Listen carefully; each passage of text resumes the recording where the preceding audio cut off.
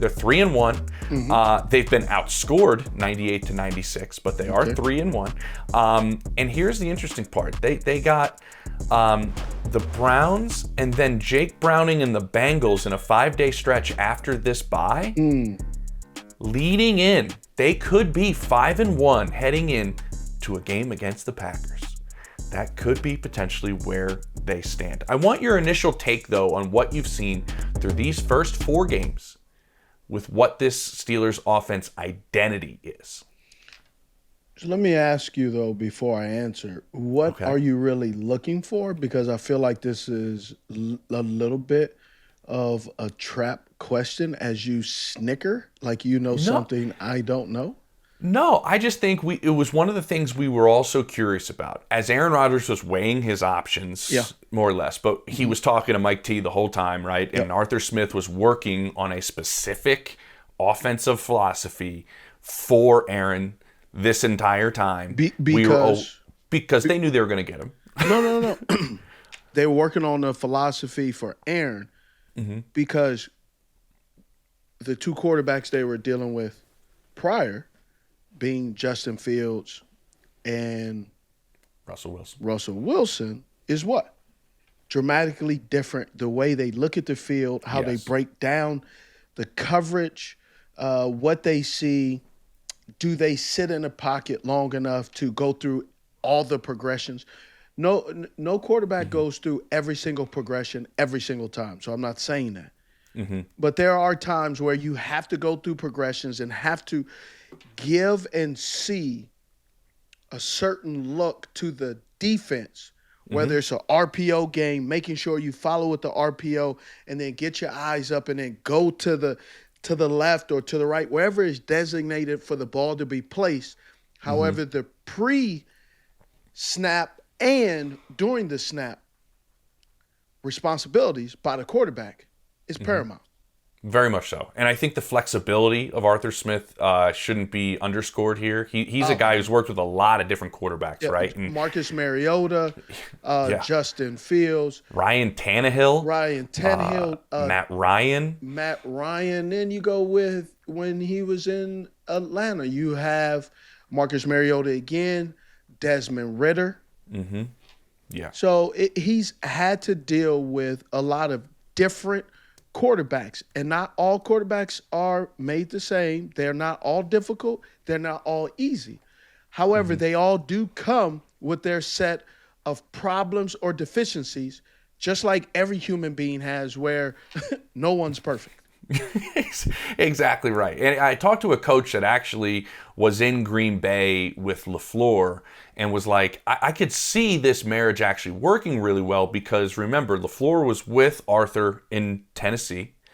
And so the style and some of the verbiage and some of that offense that the two of them kind of know could carry over between the two. And then I was told his time with Matt Ryan, much more of a similar quarterback to Rodgers than the other guys we mentioned, right? Do stuff at the line of scrimmage. Let your quarterback see some things. Let him kind of read these defenses like you mentioned. And I think what we're seeing, honestly, is there was a couple of goals, to my understanding, to get through this year. It was, listen, he's 41.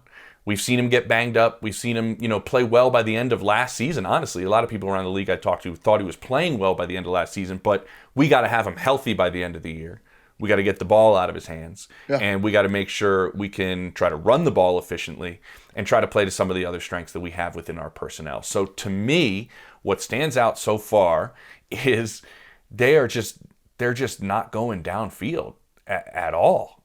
He's got 6 balls this year that have gone over 20 air yards, Steve, and he's completed 6 balls, one. 6 balls, and he's completed one of them.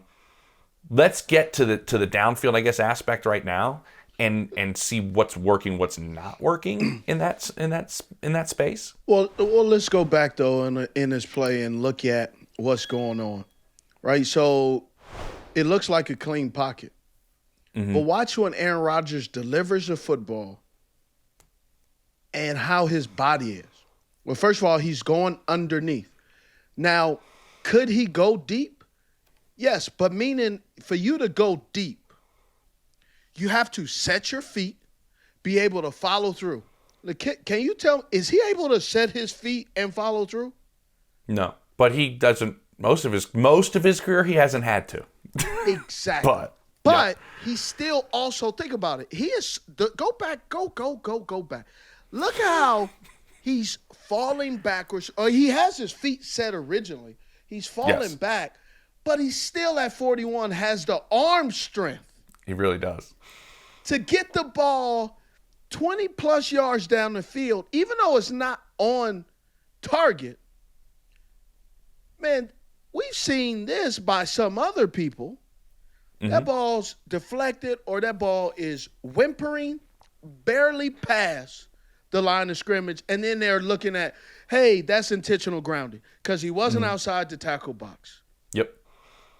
Now, I do think it's fair to say, right? Let's get some statistical numbers that should be fair to look at. Well, first of all, under pressure, 36 drop back passes, 27 attempts, only 10 completions. That's 37%. Mm-hmm. 1 touchdown, 2 interceptions. But here's the crazy part. 25% of pressures are equaling up to sacks, which puts him at only 4 first downs. Obviously, when the pocket's clean, Captain Obvious, he has 27 first downs, right? 85 dropbacks, 81 completions, 81 attempts, 64 completions, almost 80% with 627 yards. Yards per attempt, 7.7, 7 touchdowns, 1 interceptions, but a quarterback rating at 122.6. But under pressure, that's leading to 25% of the sacks. My man, quarterback rating is 39. So what is that? Okay, Steve, what are you saying with that? What I'm saying Thank you. You said it so I didn't have to. What I'm saying is 42% of his attempts, 46 of them, 36 completions, are short. 0 to 9 yards, 360 yards with 121 quarterback rating and 12 first downs. Mm-hmm. He doesn't have time to throw the football. That man is being ragdolled all over the field. And that was part of what we were looking at. That was part of the offensive philosophy because they had some question marks on the line coming into this question year. Marks. Just being nice. I got a play right now to bring up that play, John, that shows ball is on the 10-yard line in the red zone. Now, pause it. So you have motion. Motion is paramount against the Minnesota Vikings because Brian Flores does an exceptional job of lining everybody up, playing zone coverage, playing man coverage, trying to figure out, making you overthink and stop you from confirming where you go at the snap of the football and discovering. So you have everybody lined up. Now, this doesn't help because they're now in a what we call condensed formation. Nobody other than the guy in motion is outside of the numbers. So they understand it's going to be this year, Steve. What'd you say? They love these condensed formations this year. Because the condensed formations gives Aaron the opportunity to throw the football quickly. Because look at this. He's in shotgun formation. He goes, all of a sudden, bang. He has a defender in his face as he's under 2. Yeah. As he's looking down the field. Now look at this. So, boom, they're going, hold on, pause it. They just signaled to me. Lucy. That means we're sliding left. Lucy. We go in motion. Pause. Now, so there are 2 little tails. So this is my offensive mind now. Mm-hmm.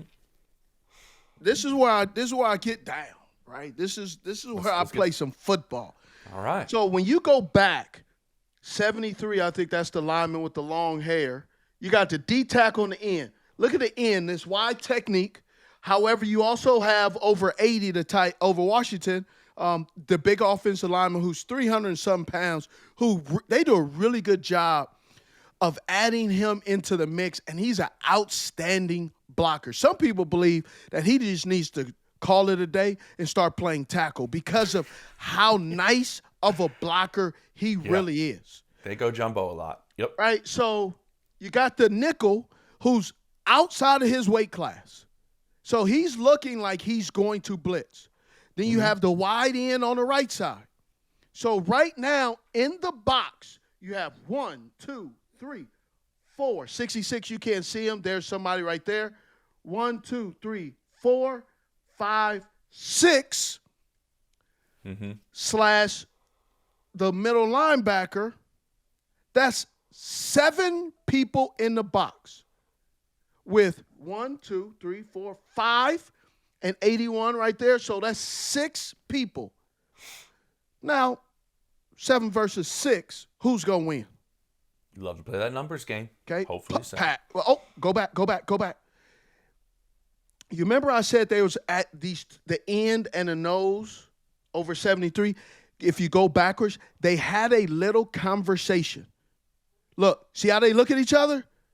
Ooh. You. Look over, yep. The look over means I got your guy, you, 77, I'm going to engage him. Hey, that's called a T-E. T-E.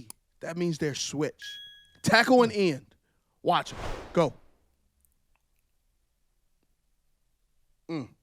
See how he gets out his lanes, comes underneath? Aaron.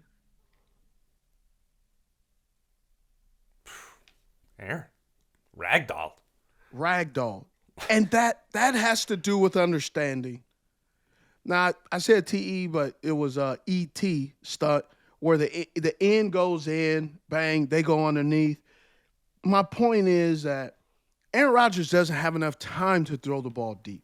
Arthur Smith has done a really good job of saying, hey, even though our offensive line is not where we want it to be as of today, I can put Aaron Rodgers and company in good positions to still move the football down the field, and it did not hurt, but only helped that Gainwell was able to play at such a high level of run of football that took a lot of pressure off the passing game. And that's what you want to see from your guys. But more and less is, you got a quarterback who is under duress. Doesn't matter the age.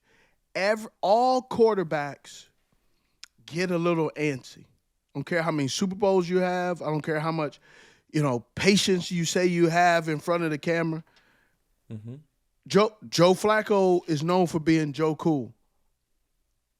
But here's how you know when someone is a little bit indecisive. Watch their feet.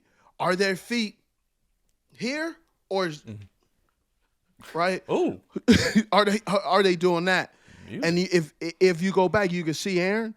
He starts to do that a little bit just because there's defenders in his face, right? Mike Robb used to always say, man, when you can get a quarterback off his spot, because Mike Robb played quarterback in high school and his first year in college in Penn State, and he's always tell me, Steve, when a quarterback gets off his spot, that is when you can make a quarterback compromise and do things that will jeopardize the production of the offense. Especially timing offenses, for Yes. sure. And I think what they're utilizing, Steve, like that game, we looked at a couple plays from the Vikings. The furthest they threw a ball was 15 yards. They didn't throw a ball 20 yards. But what they're taking advantage of, if you ask around, is like it's how they're built and the strengths of their quarterback. You mentioned the size that they're built with, and we'll get to that with the size of DK, but also with the strengths of their quarterback. Nobody's getting rid of the football quicker than Aaron Rodgers this season. It's partially due to what you're describing with the pressure. It's partially due to this short passing game they're working on. And it also plays in, I think, to a major strength that Aaron still has, and that is not going anywhere, which is how quickly he thinks, how quickly he processes. Facts. He sees everything so quick. That doesn't stop. Like that, when you get older, that doesn't change for him. No, still and can do that. enhance. Exactly. He's seen It everything. really, you see everything it enhanced. And here's the thing that some people don't understand about older players. But you gotta already know what you're doing as a younger player before when you get older. Because if you don't know what you're doing when you get older, you're not going to be able to get yourself out of these pickles when you have less athleticism. True. So when you become older, it's like what they say when people lose a sense, it heightens the other ones. Yeah. And let me ask you this: Yes. when you were at the end of your career, how fast did the game feel? To you I was mentally? able to manipulate the game crazy. Exactly. And I think Aaron's working with that right now, right? Little Now- eye looks, little Yes. movement with his head, all these things. What you also do is you only have a few of the young man plays in you. And Special what I plays. The what Aaron do I special mean? plays. What do I mean by those special plays? As you get older and you lose your athleticism or you lose whatever your superpower is. For me was speed. Okay? So there would be out of 70 plays, there would be 15 plays. I can go. Now, obviously, when you're younger, you can go all 70, right? Yeah. But you can go. But you also realize and pick and choose. Man, I'm not. My responsibility on this play is to run by this guy and attract this, cross the face of the safety, so the underneath route, or cross the face of this linebacker who's going to want to tag me as I'm going past him. And so that's just enough to slow him down to open it up for someone else. Well, as I got older, it was like, yo, hey, Joe, don't waste this go route now. I only got about 2 more left in the game. And it's the first quarter. Yeah. Right? And so it's Send us my way. Yeah, so you have to be able to, as a coach, know what your player does well, and when you call it, you got to make sure it counts. True. I get that. I don't think they'll just not take any shots this year. I just think they got to figure out those shots. Listen, you got to block him up too now. You can't draw up shots at Aaron. I don't care how old Aaron is. He could be 41 or 21. Hey, you mentioned Joe. That arm's not going anywhere. Nobody likes to get ragdolled on a consistent basis. No. And says, hey, give me another, coach. Yeah, I get it. And also, remember, a lot of the shots that he took in his career downfield have been off of him scrambling, Yes. which he's doing a little bit less for a variety of reasons, for sure. And that used to be some of those shots. And there's also that creativity, Steve. This is what I'm curious about with them in the red zone. They were so bad in the red zone a season ago with the 2 quarterbacks you mentioned earlier, one of the worst in football. And now talk about superpowers. That's always been one of Aaron's superpowers, is red zone dissection, extending plays. But now it's a lot of here in terms of what they can get done quickly. The reason that the other reason I wanted to talk about this is what we're seeing so much of them do offensively is, I mentioned the condensed formations. They're going jumbo a lot. You're seeing DK inside the numbers a lot, and they're attacking the middle of the field. Why do you see them attack the middle of the field so much? Is it because of the size advantage with a receiver like DK? Is it because of how they're built? What do you see with the amount of times they're attacking the middle of the field and having success with it? Well, a little bit is how the defenses are playing, right? They know DK has the ability to run a ton of routes on the outside. So let's not give up the big play. When you look at DK Metcalf in the past, non-Aaron Rodgers, what was the big play? The play he just made, right? You take away it running an in route and you substitute it for a go route, and that's a typical DK Metcalf play with the Seattle Seahawks. Is that not correct? Yeah. And what are DC's doing now?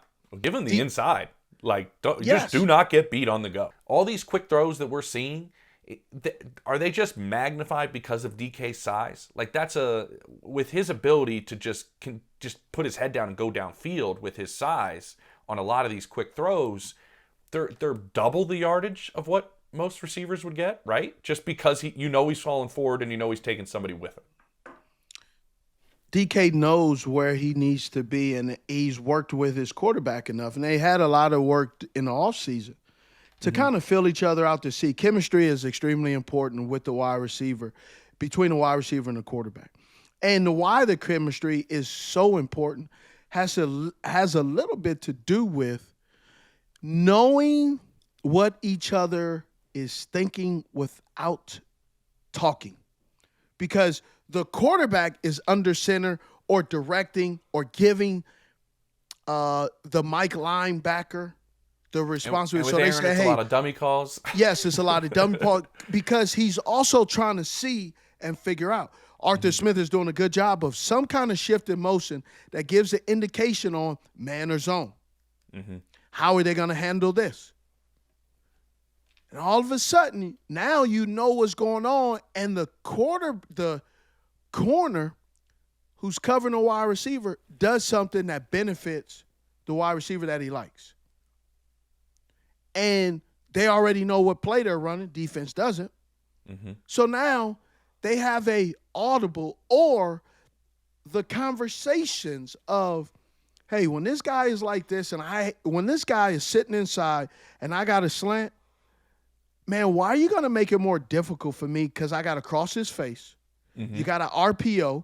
So you're not going to be able to – you have your back turned or your eyes to the linebacker to sell the RPO.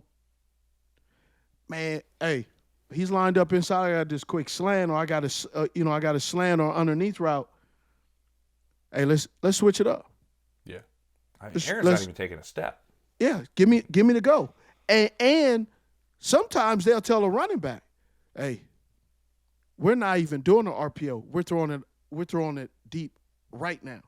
And you're talking about DK and what he does and how when targeting DK, first of all, he has 12 first downs. Quarterback rating, 143. That's okay. That's decent. Okay. I was like, you're looking at me cross-eyed. I was. Right? It's all right. 9 contested catches attempts, 9 contested targets. 5 of them he's come down. So almost 56%.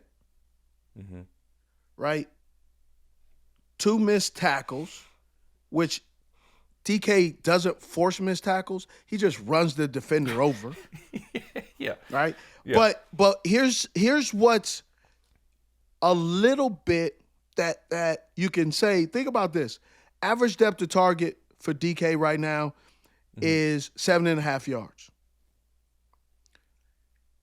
Yak after the reception, 12.5. He's out wide 78% of the time. He's been in the slot 26% of the time. I think that 26 is going up a little bit. Yeah. So, but I mean, DK's, you know what I call him, swole bones. So, but Steve, you say swole bones? Swole bones. I like that. Yeah, that's good. You were really good after the catch. Don't tell people that, please. What? We know the strengths that DK has as a receiver. What can the quarterback do to make your life easier so you can do something with the football? Specifically, and it pertains to this because there's a lot of these throws are in smaller spaces for him to do something with the football. One of the things, the main thing that really helps what we're seeing with DK and Aaron Rodgers, you have to understand, is a lot of the rapport they're building is really off of guys that you already know. So Joey Porter Jr., they're going against each other I think it's the kid is Pierre who almost came up with the pick with the late throw, with too much air that Carson Wentz put on the football. These guys know DK. They eat breakfast together. They eat lunch. They got, Coach Tomlin has old school training camp. So they go off to Latrobe, Pennsylvania, and they stay at the college. So they have the old school. We have to build rapport with each other. You don't have the technology and the distractions of the life of the city. You just play football, eat football, sleep football, and get up and do football again. I think we've both been there, Steve. I mean, they eat in the old school cafeteria together. They do. We've been in that cafeteria. They're in there. They do. Why some of these teams are having an ugly September. It's awful October. It starts to get a little bit better in November. And by December, they're kind of figuring out because they don't have – here's what they don't have. Hit me. They don't have calluses. The new school player does not have calluses. Do you want to know why? CBA. Because – CBA. Well, I'm as a former player rep, I'm not going to allow you to throw the CBA under the bus, right? Because I love my benefits. Just want to tell you. Well, I'm just saying the practice structure is just a little different. But here's all. It's the freaking technology. They all got GPS. And the GPS says when they hit this target and they have this many miles and this much running, shut them down. Yeah. Bro, shut them down. That's when we used to get started because the old adage used to be, hey, what does fatigue make out of you? A coward. You start to get tired. Your mind, you have brain farts or MEs, mental errors. These young pups are now, like, think about this. We do our breakdowns. Yep. We do our breakdowns every year now, and we are going to start early this year too.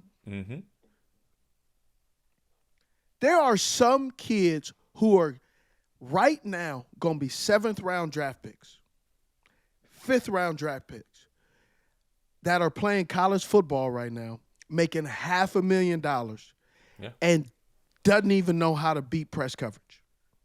Well, that'll be in the breakdowns. Like, think about it. So if you're getting paid $500,000 for NIL in college and you can't even beat press coverage, then you get drafted, why would you have to do the hard work? You've already made – these young bucks they do not want to experience the regular season. They only want to play in the Super Bowl. Well, I think that's what further. I mean by calluses. I think it's a step further, Steve. They don't want to chop wood. They chop wood, get my hands dirty. And here's why. You mean I got to take my jury off? Oh. Because now every player now is playing in jury. Every player got a necklace blinging. I don't understand how you could play in a necklace, but I also played a little bit more physical. True. And Talib's going to snatch a necklace. He took Crabtree's. That's not fair because that's more of an inside story that we will never reveal. Oh man. But no, I get what you're saying. Yeah. And back to what we were saying though, don't put DK in that group that's not putting the work in, right? Oh, he puts in the work. He works hard. Man, he works his tail off. And so you're saying this environment has maybe been a factor in this quick start with these two, because a lot of what you were seeing, Steve, in these plays, it's a little look or just a little understanding of, and Aaron's just like balls out. And that has to do with communication in the meeting rooms. Hey, Aaron, what would you like? Hey, Swole Bones, I need you to really do this because when they bring it, I'm throwing it right now. Mm-hmm. The question is now, where do you want it? Yes. You want it here, chest, down low. You right? If I throw if you sit down in zone coverage and I throw the ball to your right shoulder, that means you catch the ball and turn to your right shoulder because the defender is on your left shoulder behind you, but you can't see him. Mm-hmm. And vice Can Aaron versa. still do all these things, Steve, in this short game? Like can he still? Like, that is. he's hitting the net. He is an old school West Coast guy. So that's my point. Like the personnel and the strengths are matching up for what they're doing. And the fundamentals of the offense. I don't care how much. Like Sean McVay has a updated version play call of the West Coast offense. Yes. Okay? And Aaron Rodgers was drafted by the Green Bay Packers in the old school West Coast offense. Mike McCarthy. Mike McCarthy, the story is, Mike McCarthy was in San Francisco. Y'all drafted Alex Smith. Go Utah. Alex Smith, over Aaron Rodgers. But if you go back before McCarthy got the head coaching job and the offensive coordinator, can you tell me who was the offensive coordinator before that? No. Sherman, who is an old school West Coast guy. They all were in the same family. And when Sherman or before Mariucci went to San Francisco, where was he at? Green Bay. With Andy Reid. Old school West Coast Bill Walsh fundamental football. It all has a foundation and a base, and that's where that foundation and base has started. So you can change it up and get Puka like they're doing in that personnel, but it's still drag slant. Now they may not call it Mesa zipper, they just call it F drive, Z drive, or under. It's still point A to point B. Same concept. Same concept. All right, before we go then, is this sustainable, what they're doing? Yes, it's very sustainable because it's adjustments. So why is sustainable? Because of the adjustments, meaning we have a game plan. Oh, it's not working. Old school. Let's cross that out. And let's go ahead and make adjustments in the game. In-game adjustments. Hey, fans, how many times have you begged for your teams to make in-game adjustments and they never do? Yeah. So now you have teams that are making adjustments, and now you're saying, is it sustainable? Yes, it's sustainable because that tells me that they have a game plan, but they're willing to adjust it as the game takes on its own personality, and we're going to make adjustments so we can win this football game. Yeah. I like it. I like the way they've attacked the middle of the field. I think Aaron believes this is the best tight end group as a whole that he's been around. And Freiermuth doesn't get a lot of credit. He's a heck of a football player, man. That's going to continue to grow, I think, that group as a whole. And then, Steve, just because of the way they're built, with the size that we talked about at the offensive line and going those larger packages, at the same time, you have DK where you have a big physical receiver that can be really dynamic in this short game that we've seen, but the minute you start creeping up, it's not like he can't beat you with the go ball. It's not like he still can't go downfield. And so a lot of these throws are at or behind the line of scrimmage for Aaron Rodgers. He's at a career low right now and on pace for that in terms of attempts, in terms of yards per game. I don't think he cares right now, Steve. I think he kind of has bought in, it looks like, to what him and Arthur Smith have come up with, and I think it's going to be interesting to see how they kind of evolve this as the year goes on. It's been fun to watch, and it was really fun to break down, not gonna lie.